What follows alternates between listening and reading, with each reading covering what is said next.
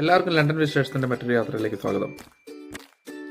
നമ്മുടെ ഇവിടെ വന്നതിന് ശേഷം നമ്മളോട് പലരും ചോദിക്കുന്നതാണ്, നിങ്ങൾ ഈ വീടുകളെ കുറിച്ചിട്ടൊക്കെ വീഡിയോസ് ഒക്കെ ചെയ്യുമ്പോൾ നമുക്ക് ഈ വീടുകളുടെ ഭാഗമൊക്കെ ഒന്ന് കാണാനായിട്ട്, പുതിയ വീടുകളുടെ ഉള്ളൊക്കെ കാണാനായിട്ട് താല്പര്യമുണ്ട്. അപ്പോൾ അതിന്റെ വിലയും കാര്യങ്ങളൊക്കെ എങ്ങനെയാണ്? അപ്പോൾ 4,25,000 പൗണ്ട്, ഏകദേശം 4,4 കോടി രൂപ വിലയുള്ള ഒരു വീടാണ് നമ്മൾ ഇന്ന് കാണാൻ പോകുന്നത്. 3 ബെഡ്റൂം.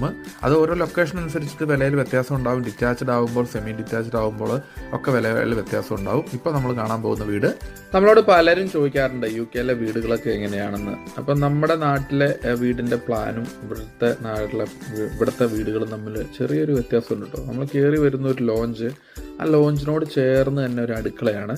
ഇവിടുത്തെ അടുക്കള ഇങ്ങനത്തെ ഒരു സ്റ്റൈലിലാണ് ഉണ്ടാക്കുക. ഈ അടുക്കളയോട് ചേർന്ന് തന്നെ അടുക്കളയുടെ അവിടെ നിന്ന് തന്നെ ഒരു ടോയ്ലറ്റും ഉണ്ടായിരിക്കും. അപ്പോൾ ഈ ഒരു വാഷ് ബേസിനും ടോയ്ലറ്റും എന്ന് വെച്ചാൽ അടുക്കളയിൽ ഈ ഡൈനിങ് ടേബിൾ അടുക്കളയിൽ തന്നെയാണ് ഉണ്ടാവുക.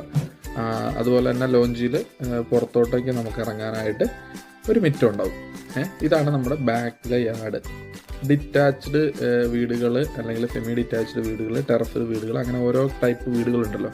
അപ്പോൾ ഇതിൻ്റെ ഒന്നാമത്തെ നിലയിലേക്ക്, താഴെ നമുക്ക് അത്ര ഏരിയ ആണുള്ളത്. ആ ഒന്നാമത്തെ നിലയിലോട്ട് കയറി ചെല്ലുന്ന ഒരു ഭാഗം അങ്ങനെ ഉണ്ടാവും. ഇതൊരു ബെഡ്റൂം ഉണ്ടാവും.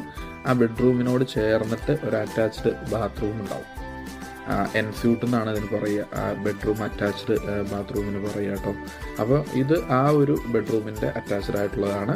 ഒരു സെക്കൻഡ് ബെഡ്റൂം അല്ലെങ്കിൽ ഒരു ഓപ്പൺ സ്പേസ്, ഇതൊക്കെ ഓരോ വ്യക്തികൾക്കും ഇഷ്ടമുള്ള പോലെ സെറ്റ് ചെയ്യാം. ഇത് വേണമെങ്കിൽ ഒരു ബെഡ്റൂം ആക്കി മാറ്റാം, അല്ലെങ്കിൽ നമുക്ക് ഇതൊരു ബാൽക്കണി പോലത്തെ ഏരിയ ആയിട്ട് യൂസ് ചെയ്യാം. ഇതാണ് രണ്ടാം നില. ഈ രണ്ടാം നിലയുടെ അവിടെ നിന്ന് ഇപ്പോൾ പുതുതായിട്ട് പണിയുന്ന വീടുകളൊക്കെ 3 നിലയുള്ള വീടുകളാണ്. പഴയ വീടുകളൊക്കെ 2 നിലയുള്ള വീടുകളും.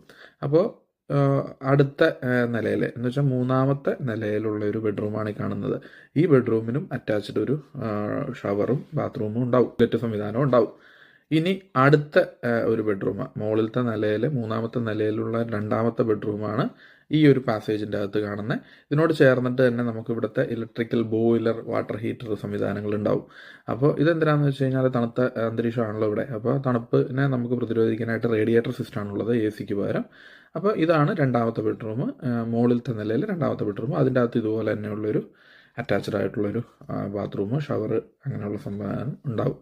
അപ്പോൾ ഇങ്ങനെയൊക്കെ ഇത്രയും സംവിധാനങ്ങളാണ് സാധാരണ ഒരു 3 ബെഡ്റൂം വീടിന് നമുക്കിവിടെ ലഭിക്കുക, UK ലഭിക്കുക കേട്ടോ. അപ്പോൾ എല്ലാവർക്കും ബൈ.